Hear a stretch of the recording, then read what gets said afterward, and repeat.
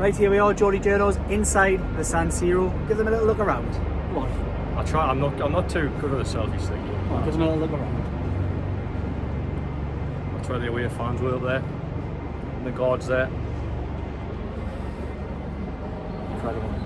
Incredible place. And look, I've seen some people look at it and saying, was that pretty? Nah, it wasn't. It wasn't Newcastle United's prettiest performance. They've been far from their fluent best this season, but that was a triumph for grit, determination, experience. The real experience heads that you knew had to turn up today if they were to get something.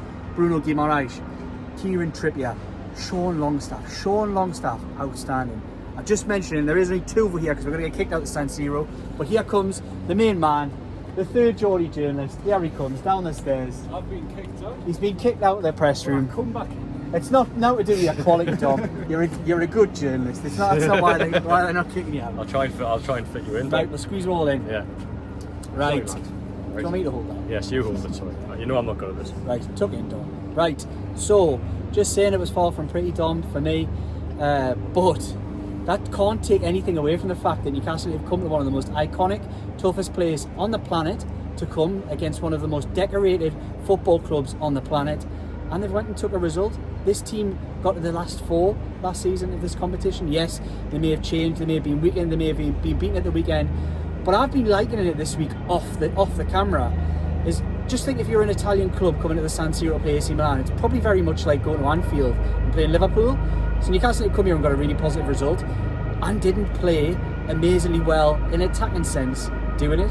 So come on then, guys, tell us your top performers and tell us where there's still probably room for improvement. I think the top performer by, I wouldn't say some distance, I thought Nick Pope had a good game, but Kieran Trippier just showed to everyone why he is a Champions League calibre player. His nous in this competition was evident from the start. When Newcastle were under the cosh, he was the calm head, and you saw towards the end when Newcastle thought, you know what, we could push forward and nick it. He's winning the ball down there behind us. That was incredible, that moment, wasn't it? Tackle, where he's covered all the way across to the left, and then managed to keep the ball in after making the tackle as well. Rafael Leao was obviously a difficult, fast player. Kieran Trippier on his birthday, 33 today, just said rolled back the years, but he's a fine wine, that's what it is. He's ageless, yeah. And he was my top performer today by a convincing margin, but I thought Nick Pope had a good game. Sean Longstaff played well as well, and those are probably my standout three.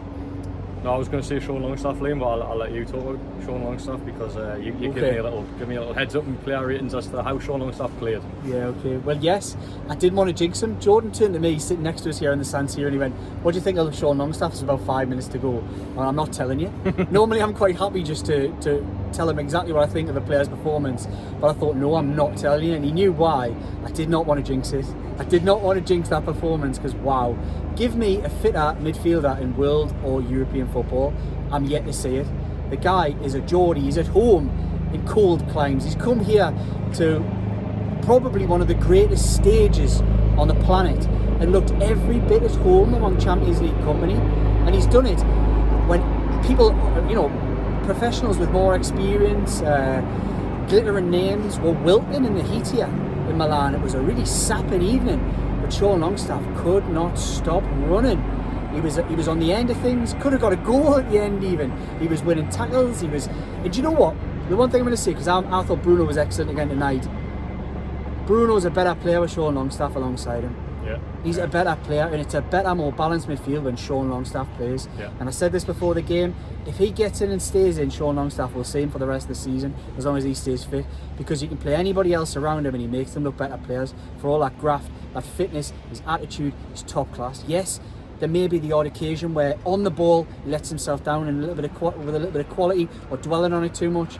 I cannot fault the lad out there today. It was absolutely brilliant.